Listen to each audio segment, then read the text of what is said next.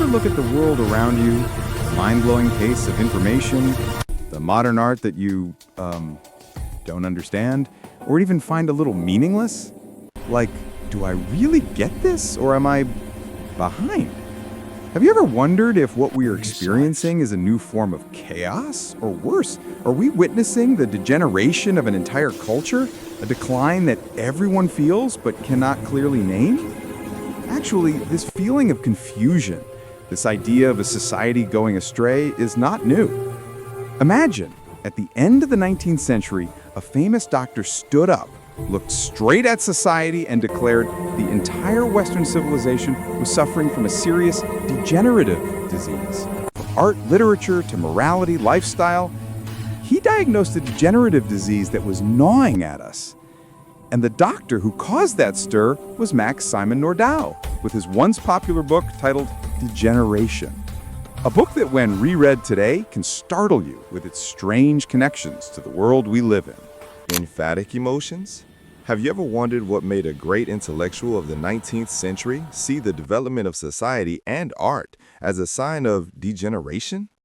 Today, we will turn to such a book, Degeneration, by Simon Nordau, a work that once shocked all of Europe.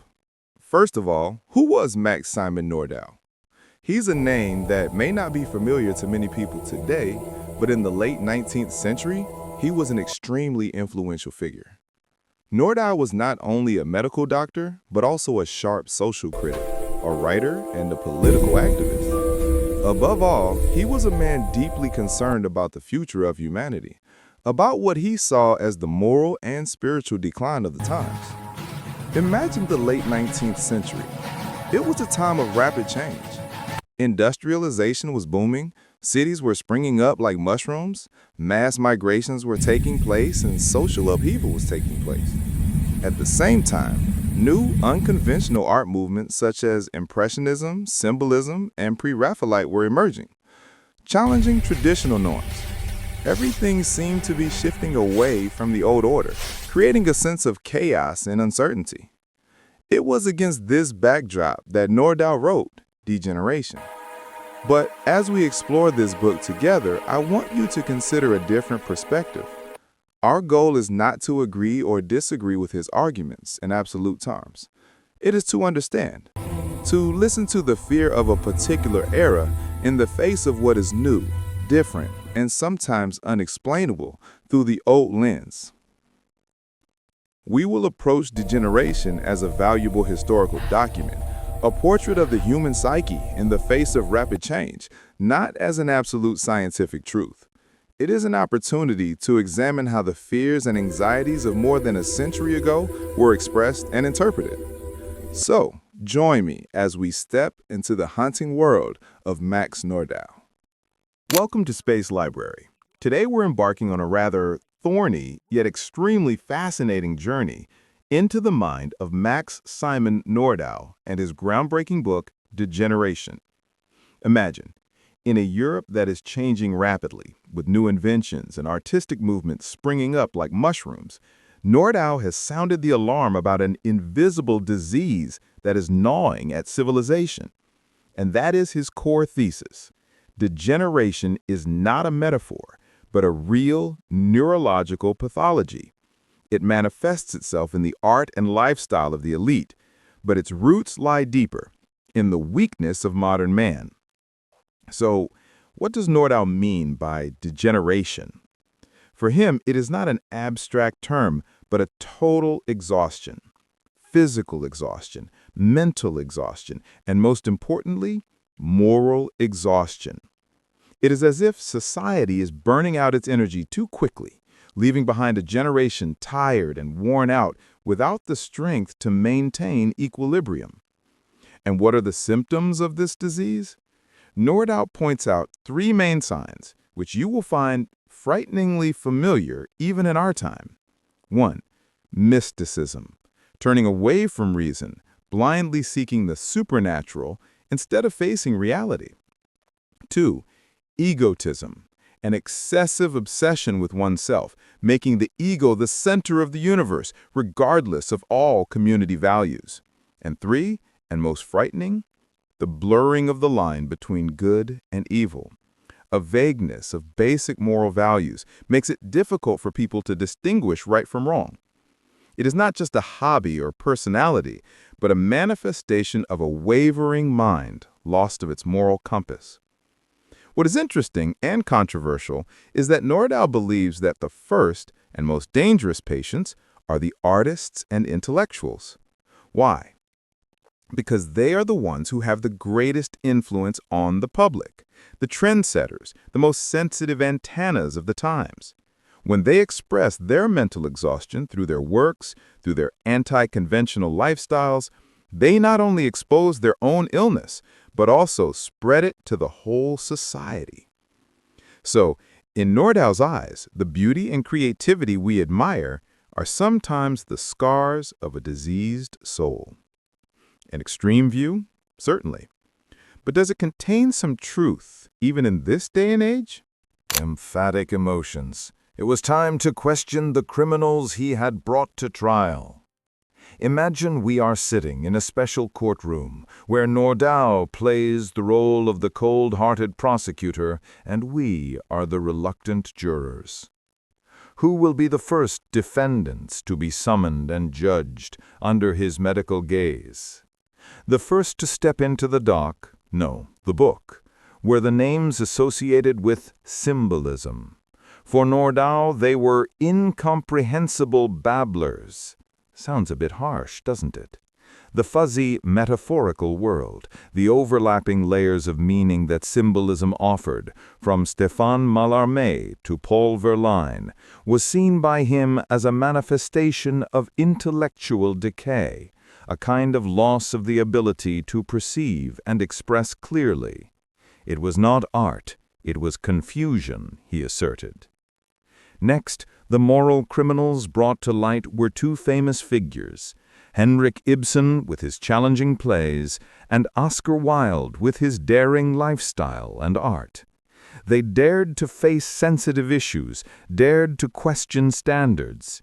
But in Nordau's eyes that was not courage, but sickness, a sign of a self-destructive society. Turning to painting, Nordau was not afraid to diagnose the Impressionists.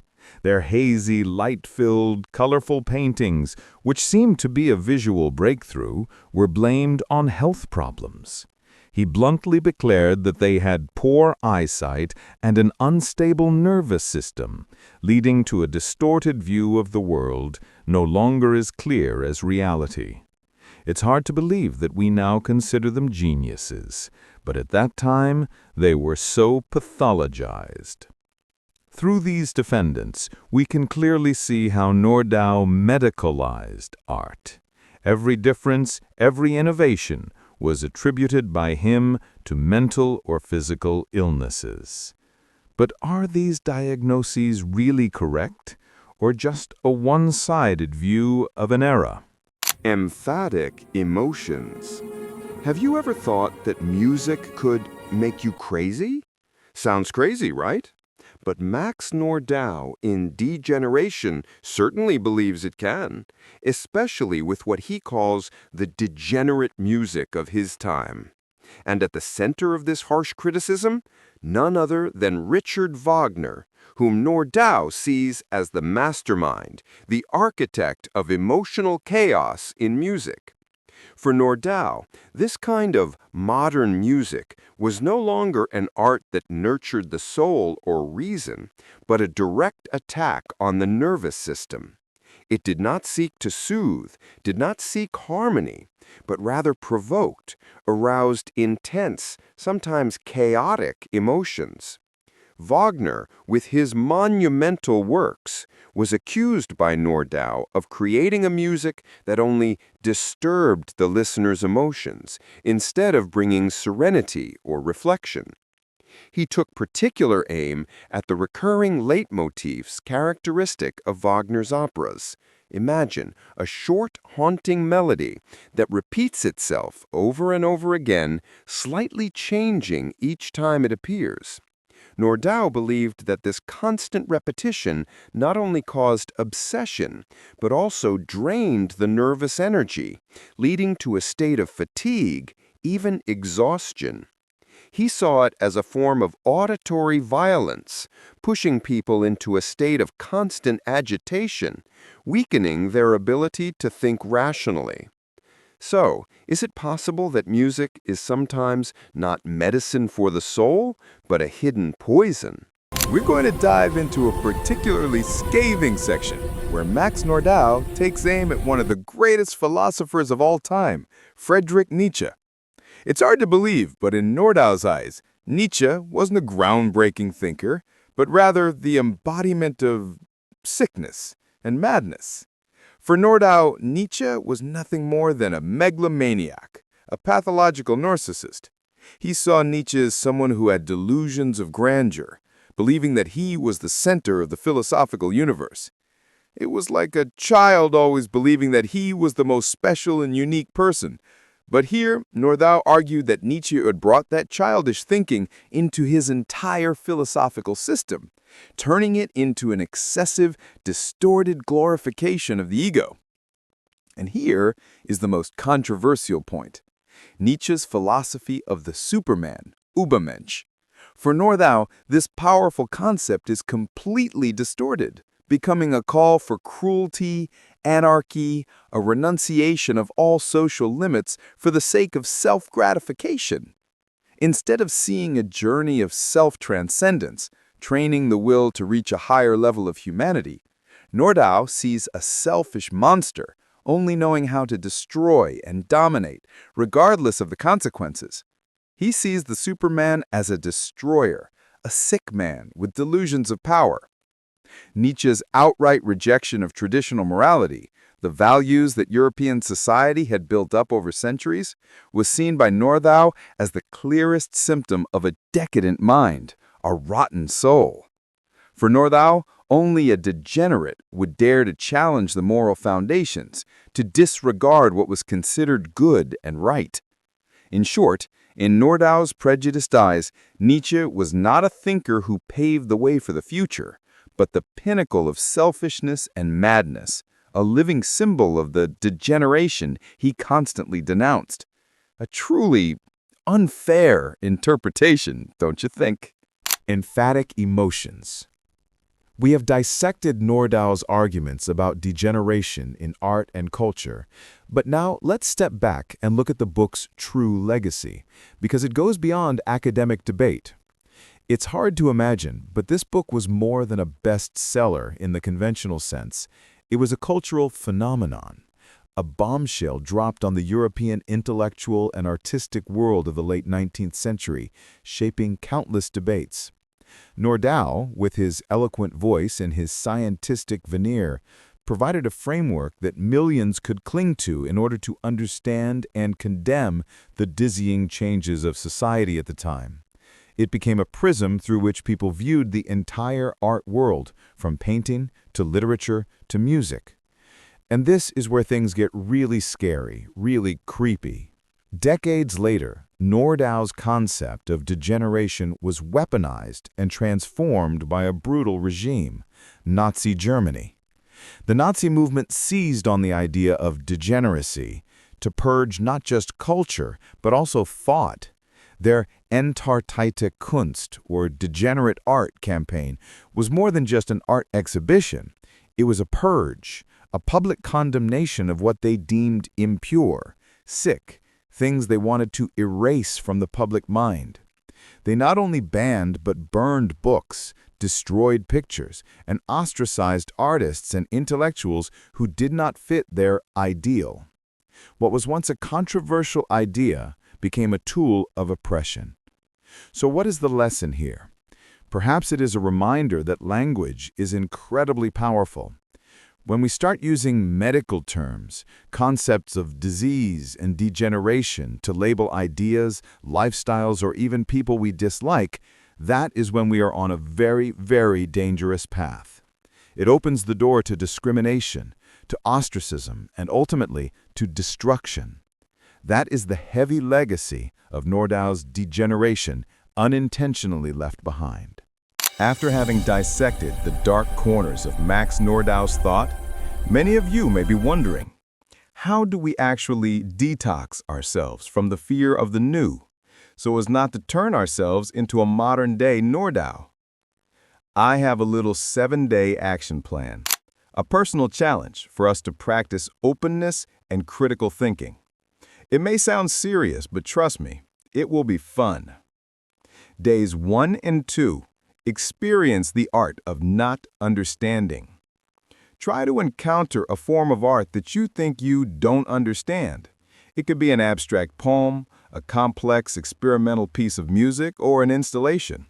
The goal is not to like it immediately, but to expand the boundaries of acceptance. Just listen, observe without judging, without trying to label it good or bad right away. Sometimes beauty lies in the differences that we never allow ourselves to perceive. Days 3 and 4. Facing opposing views. Next, find an article, book, or document that has a philosophical or political viewpoint that is completely opposite to what you believe. This is where real critical thinking comes in. Don't try to refute or resist, but try to understand why they think that way, what the basis for those ideas is. It may be a little uncomfortable, but exposure to different perspectives is the foundation for us to reevaluate ourselves, not just accept what we already know. Days 5 and 6. Open discussion with friends. Now, try bringing up a controversial piece of writing or a new idea you've just learned and discussing it with a friend. But remember, this isn't a debate. The goal is to listen, ask questions to gain a deeper understanding of their perspective, and even look for interesting points of commonality or differences. Focus on empathy, not agreement. You'll be surprised at what you learn from this open two-way conversation. And finally, day 7. Write a personal reflection. After a week of detoxing, what makes us afraid or reluctant to accept new ideas, art, or perspectives? Is it because it challenges what we believe, or because it's outside our comfort zone? Self-awareness is the first step to change, and this journey helps you understand yourself better. This is not just a 7-day plan, but a small journey for us to practice openness and critical thinking, the most effective vaccines to never fall into the trap of fear and rejection of new things, just because they're different. Try it and share your experience. Great. Let's recap these valuable lessons. Okay, so we've been on quite a journey with Nordau and the Degeneration. A challenging read, right? But more importantly, what can we learn from it for today? Now, let's summarize the 3 most important warnings that I think we should take away from the entire book in video. The first warning I want you to think about is fear of change can become pathological. A first warning, fear of change, fear of the new, can turn into a real psychological illness, or at least that's how we presented it. Look at Nordau. He's not just worried about what he sees as cultural decay, he's diagnosed it as a disease. He takes social anxieties about new art and packages them into a false medical record. This shows how our anxiety about new trends can be exaggerated into a dangerous health problem, causing us to overlook the real value of innovation. Now, the second warning I want you to think about is labeling art as sick or degenerate is not just a criticism, it is an extremely dangerous tool of control. When you say a work of art is degenerate or sick, you are not just expressing an opinion. You are stifling creativity. You are pushing back new ideas.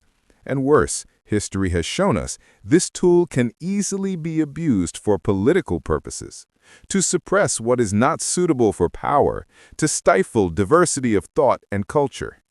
And finally, the third warning, and for me the most important lesson, understand the past so we can better face the present. Nordau's response to 19th century innovation is not a unique story. It has been repeated over and over again every time a new wave of ideas or art forms has emerged. So when we look at the new ideas and art forms emerging today, we need to be open-minded. Don't be quick to label. Don't be quick to judge. Allow for diversity. Allow for experimentation. Learn to distinguish between natural change and true decline. So there you have it. 3 warnings from a book written over 100 years ago, but still resonate today, helping us to look at the modern world with a more mature perspective. Hopefully these will help you think more deeply about what we are experiencing. Emphatic emotions. After we've delved into Nordau's somewhat shocking worldview in Degeneration, one big question is sure to arise in each of our minds. Are those ideas still relevant to art and culture today? So now it's your turn. Be honest. Is there a trend in art or culture today that you think Nordau would criticize? Or, more importantly, do you feel is going astray, degenerate in some way? Feel free to share your thoughts, however controversial, in the comments below. I'd love to hear diverse perspectives from our community. If these perspectives have sparked something new in you, or simply helped you better understand a tumultuous period of history and the ideas that shaped it, please leave a like button.